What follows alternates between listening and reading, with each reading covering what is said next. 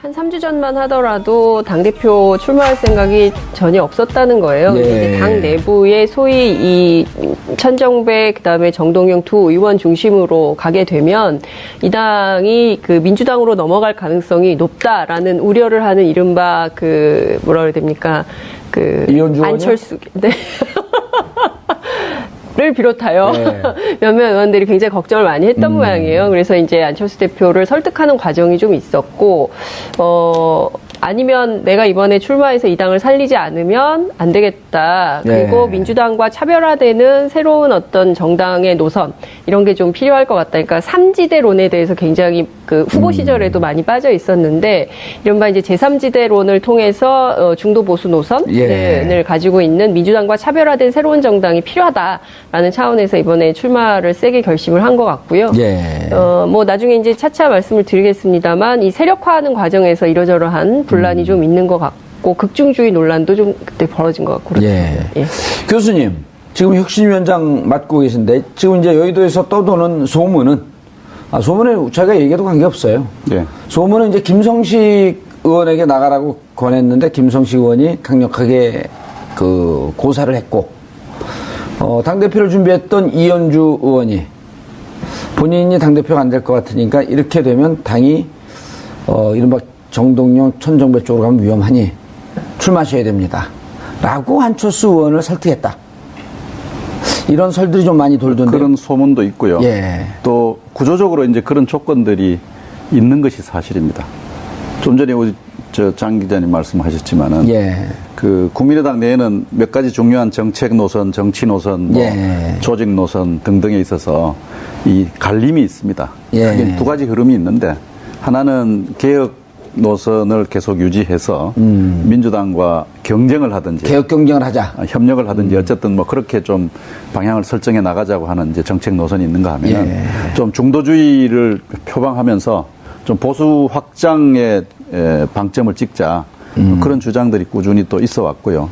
이런 점들이 해결되지 않은 채로 지금까지 이제 계속 해오고 있습니다. 대통령 선거 때는 뭐 후보자 중심으로 일이 치러졌으니까 이게 이제 왔다 갔다 했지 않습니까? 예. 뭐 왼쪽 오른쪽 우왕좌왕 했는데 현재 국민의당의 문제는 뚜렷이 자신들이 무엇이다라는 것을 설명할 수 있는 그런 정체성에 대한 정의가 없고요. 예. 또 그런 정체성을 표현할 수 있는 언어를 아직 찾지 못했어요. 그러니까 그간에 뭐 왼쪽으로 갔다 오른쪽으로 갔다 뭐 이해할 수 없는 이런 일들이 이제 생겨났게 되고 그게 국민의당이 안고 있는 가장 중요한 문제예요. 예. 제가 혁신위원장으로서 여러 가지 뭐 진단들을 해봤는데 제일 중요한 문제는 여전히 국민의당이 자신을 어떻게 설명할 것인가에 대한 분명한 합의가 없다고 하는 사실이에요. 그런 점들이 이제 존재하고 있는데 전대가 시작이 되니까 천정배, 정동영 이제 두 분이 뛰고 있단 말이에요. 근데 보니까 이분들은 거의 이제 비슷한 생각을 가진 분. 예. 그래서 그렇지 않은 생각을 가진 사람들이 이거 어떻게 해야 될 거냐 이렇게 하다가 결국은 뭐 방금 말씀하셨던 뭐 김성식을 할까 뭐 예. 이현주가 뛰어볼까 뭐 그런 얘기 검토까지 했다고 그래요. 논의까지를 예. 뭐 집단적으로 한 건 아니지만 그러다 결국은 안철수 전 대표가 내가 스스로 나가야 되겠다라고 이렇게 정한 것 같습니다. 그래서 구조적으로 국민의당이 안고 있는 문제의 한 표현이라고 이렇게 좀 해석하는 것이 뭐 혁신위원장으로서는 이렇게 설명하는 것이 제일 좋을 것 같다는 생각입니다. 오늘 안철수 전 대표가 국민의당 혁신의 길 2 정치 전략 토론에서 같이 앉은 사진이 나오고 네. 보도가 나오고 무슨 얘기 하셨어요? 안 전 대표 예. 혼자 오셨으니 제가 인사 말 할 수 있는 시간을 드리지 않겠습니다. 이렇게 말했습니다. 그게 무슨 말씀이시죠? 아니 지금 전당대회 출마할 후보 예정자가 3분이잖아요. 근데 2분은 지방에 간다고 오시질 않았어요. 근데 이제 중립성을 지켜야 되니까. 뭐 중립성보다도 하여튼 뭐 괜한 또 오해를 왜냐하면 혁신위원회라고 하는 게 뭐 이게 불편부당한 이 국민의당 전체의 관점에서 정당 이성을 실현하기 위한 기구인데 혹시 안 후보만 인사 말씀을 하시면 뭐 오해가 있을 수도 있겠다 싶어서 본인에게 양해를 구했습니다. 그래서 아무 말씀도 못 하시고 그냥 가셨죠. 네, 좀 미안한 마음 가지고 있습니다. 알겠습니다. 교수님. 예. 안철수 전 대표의 전대 출마 선언. 예. 놓고 이제 지금 갈등이 증폭이 되고 뭐 폭파되느냐, 분당으로 가느냐, 탈당해서 민주당으로 복귀하느냐, 국민의당하고 어떻게 할 거냐, 아니 그 바른정당하고 이런 등등 여러 가지 얘기가 나오는데 전대 출마까지 과정을 좀 정리를 좀 해주시죠. 일단 안철수 전 대표 입장에서 본다고 한다면 이번에 자신이 안 나오게 될 경우에는 이 당권이 지금 천정배 의원이나 정동영 의원이 넘어가면 당이 자칫 잘못하면 손을 들 수 있다는 그런 위기의식을 느꼈던 것 같아요. 민주당하고 합당할 것이다. 그렇죠. 이렇게 합당할 가능성이 있다는 것이죠. 그리고 또 하나는 자신이 만약에 합당하게 되면 자신이 국민의당을 만들 때 했던 이야기가 그거 아닙니까?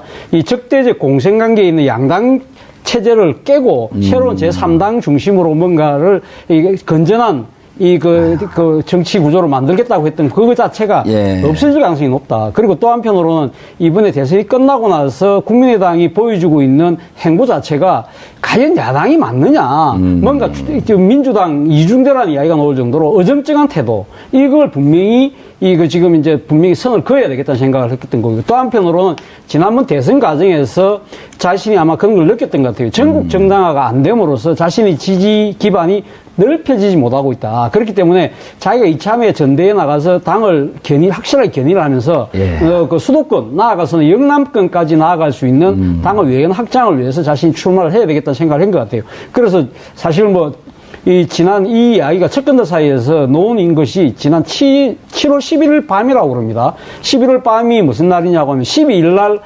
증거조작 파문에 대해서 안철수 전 대표가 공개적인 사과를 하는 날인데 그날 척근들 모아서 물어봤다고 합니다. 뭘 어떻게 하면 좋을까? 그러니까 척근들이 일단 그러니까 백의종군을 하시라. 아니면 정계 은퇴까지 이야기가 나오는데 그때 안철수 전 대표가 되물었다고 합니다. 내가 차라리 이번에 전당대회에 나간다고 선언하면 어떨까요? 이런 이야기를 할 때 태권들 다 말렸다는 거죠.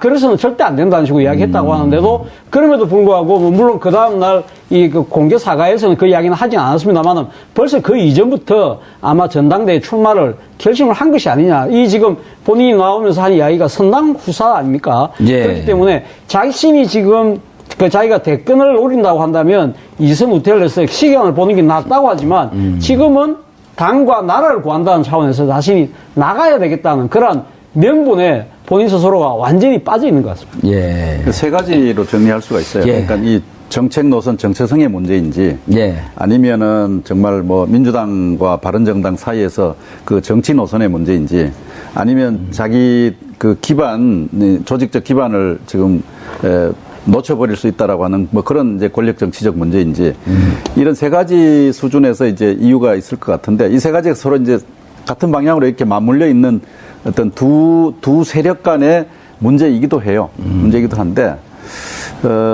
본인은 굉장히 큰 이제 부담을 안고 저런 선언을 했으리라고 생각을 합니다. 하고 링에 오르기도 전에 지난 일요일 날 세 분이 아주 격한 언어를 교환했지 않습니까? 그래서 저는 이제 요 국면을 이렇게 정리해 두었습니다.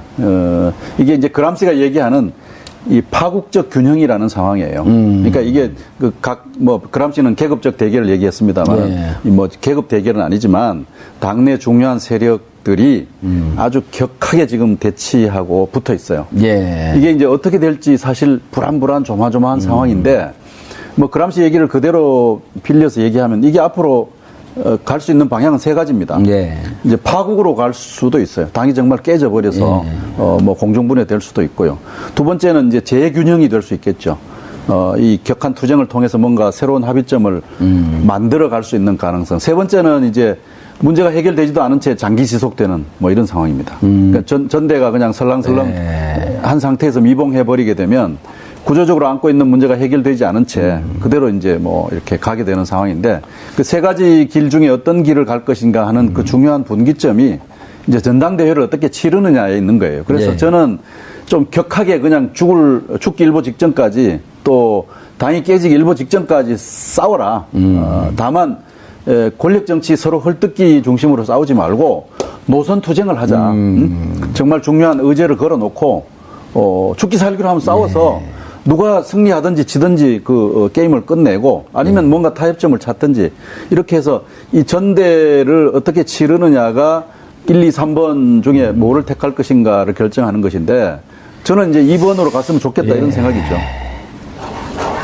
너무 길게 얘기했습니다. 아니요, 박지원 의원 전 대표님도 비슷한 얘기를 하셨어요. 지금 국민당 내부가 권력투쟁이 붙어 있다. 그러니까 이게 안철수 개인의 문제가 아니고 안철수가 가고자 하는 길, 그다음 천정배 정동영과 가고자 하는 길, 이걸 두고 누가 주도권을 잡고 당을 어느 식으로 끌고 가겠냐라고 하는 권력투쟁이 붙은 그렇죠. 상황이다. 그렇죠. 예, 예. 그 권력투쟁의 중요한 쟁점들이 한 두서너 가지 이렇게 있는 거죠. 예. 있는 것이고, 뭐 거칠게 보면 이제 그 호남을 지역 기반으로 한 개혁지향적 세력, 그리고 민주당과 좀 친화력을 가진 그런 경향성, 이 세 가지가 함께 물려 있고요. 그 다음에 중도 보수 노선, 중도 노선을 지향하는 사람들이 그건 이제 안철수 식의 노선이겠죠. 뭐 안철수 주변의 노선이라고 볼 수가 있죠. 그런 비호남 지역에 특히 이제 수도권 지역의 중도 노선을 강조하는 이제 그런 이제 비호남 세력들이 함께 존재하고 있어서 이 세력이 서로 이제 아주 격하게 충돌하고 있는 상황이라고 볼 수 있습니다. 이렇게 얘기하면 국민의당 호남 출신 의원님들 되게 싫어하지만 저는 이제 두 가지의 길이 있는 거라고 생각을 합니다. 그러니까 하나는 이제 그 중도 보수주의, 그러니까 극중주의라는 이름으로 표현되는 이른바 이제 중도 보수 노선을 가지고 있는 안철수 신당이 새로 8.27 전대에서 그 생성이 돼서 이것이 바른정당과의 연대를 해서 제3의 보수정당의 출현을 예고하느냐, 아니면 호남 자민련 출연이 가능한 거냐. 그러니까 이 호남 자민련이라는 표현을 굉장히 싫어하시지만 이를테면은 호남 지역 정당으로 갈 가능성도 있는 거거든요. 그러니까 과거에 이렇게 복기를 해보면 지난 2016년 총선 당시에 그 공천이 굉장히 불안정했던 의원들이 상당히 탈당해서 그 국민의당으로 결합한 형태이기 때문에 그랬었죠. 그렇죠. 내년 지방선거를 앞두고 이분들의 선택이 어떻게 되느냐에 따라서 양갈림길이 있는데 제가 취재를 해보니까 대선 후보 출신이기 때문에 안철수 전 대표가 당선될 가능성은 매우 높지 않냐 이런 전망이 나오고 있더라고요. 만약에 예를 든다고 한다면 만약에 천정배 정동영 의원이 아닌 딴 소장파 중에서 초선이나 재선 의원 중에서 만약에 당권에 도전하는 움직임이 있고 거기에 대해서 새로운 리더십에 대한 당내에 뭔가 분위기가 있었다고 한다면 안철수 전 대표가 과연 나왔겠느냐. 그런 데 대한 한번 되돌아볼 필요가 있다는 거죠. 사실은 안철수 전 대표가 이게 출마를 할 때 천정배 정동영 두 사람이 반대를 할 때 뭐라고 시중에서 이야기하느냐면 안철수 전 대표 입장에 손은 누가 키우느냐. 그러면, 그럼 이쪽에서는, 안철수 전 대표 쪽에서는 뭐냐면, 소위 말 내로남불이거든요. 그러니까 예를 들면, 정동영 의원 같은 경우가 2007년도 그 대선에서 지고, 그 2009년도입니까? 전주 보선에서 자신이 공천 탈락했을 때, 무소속 나가서 출마하지 않습니까? 자신의 정치적 유익을 위해서는. 그런 식의 행보를 보였던 정치인이, 그러면 지금 대선에서 지금 안철수 전 대표의 그런 조기 등판에 대해서 무슨 자격으로 반대를 하느냐, 그게 다 비판이 나올 수 있다는 것이죠. 그렇다고 한다면 좀 당내에서 좀 소장파, 새로운 리더십에 대한 고민 자체가 안 보인다는 것이 저는 문제의 본질이 아닌가 하는 생각이 듭니다. 그런데, 차 교수님.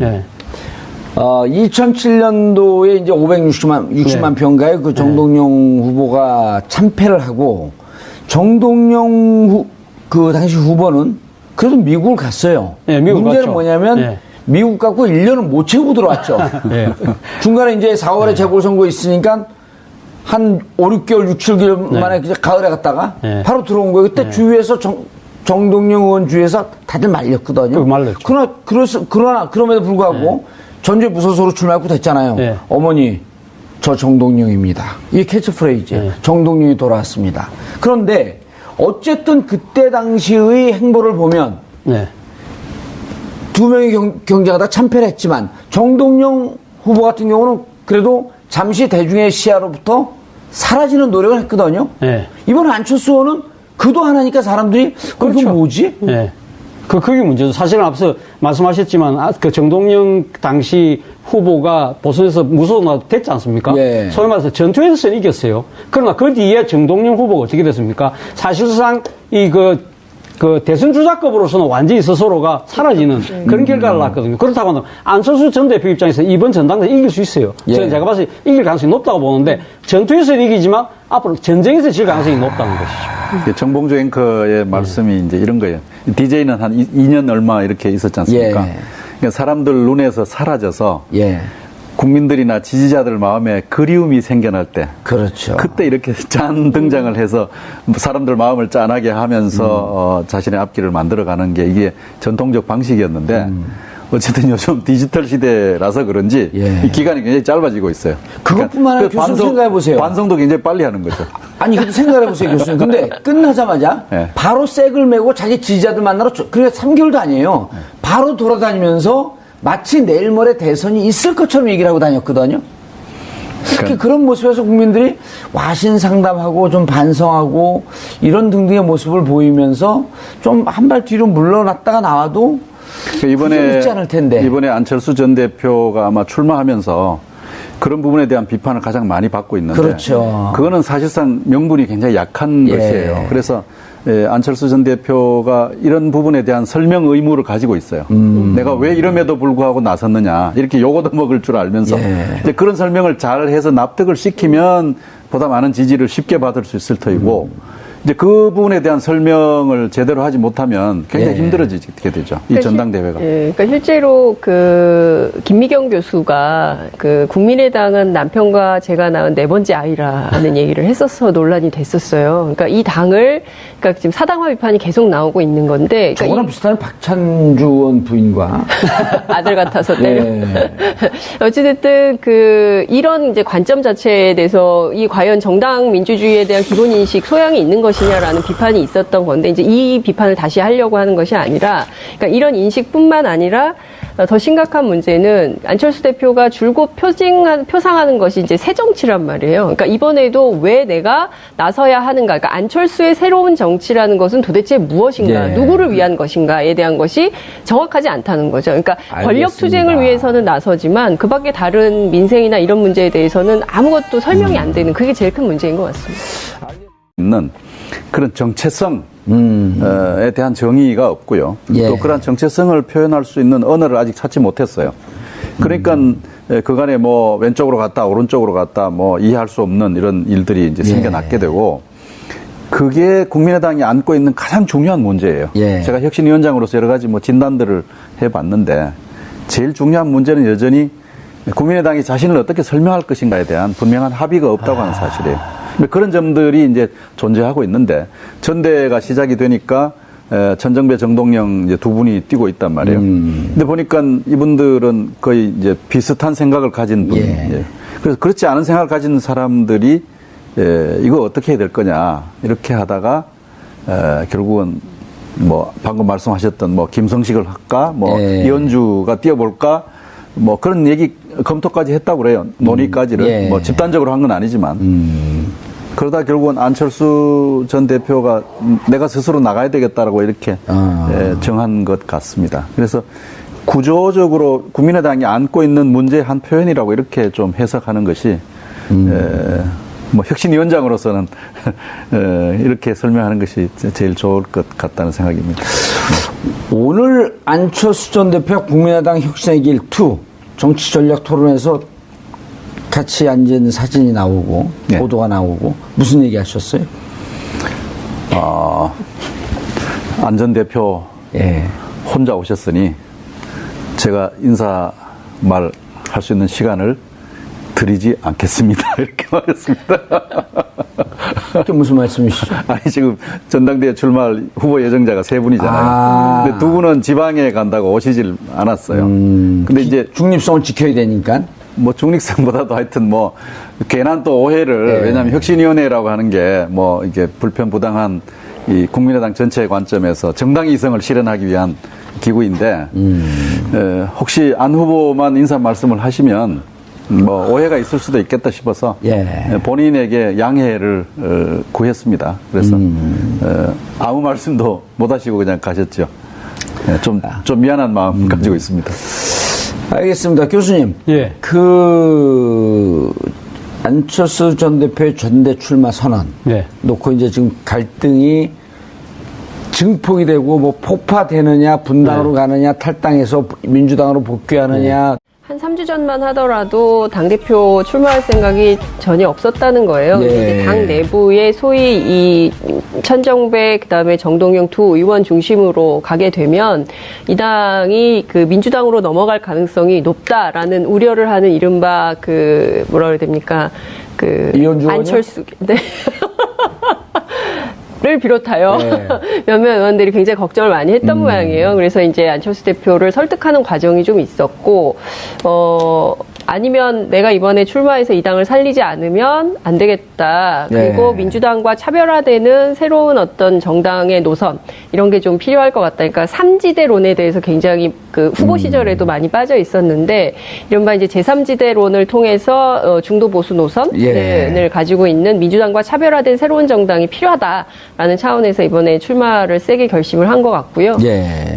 뭐 나중에 이제 차차 말씀을 드리겠습니다만 이 세력화하는 과정에서 이러저러한 분란이 좀 있는 것 같고 극중주의 논란도 좀 그때 벌어진 것 같고 그렇습니다. 예. 교수님, 지금 혁신위원장 맡고 계신데 지금 이제 여의도에서 떠도는 소문은 소문에 저희가 얘기해도 관계없어요. 네. 소문은 이제 김성식 의원에게 나가라고 권했는데 김성식 의원이 강력하게 국민의당하고 어떻게 할 거냐, 아니 그 바른정당하고 네.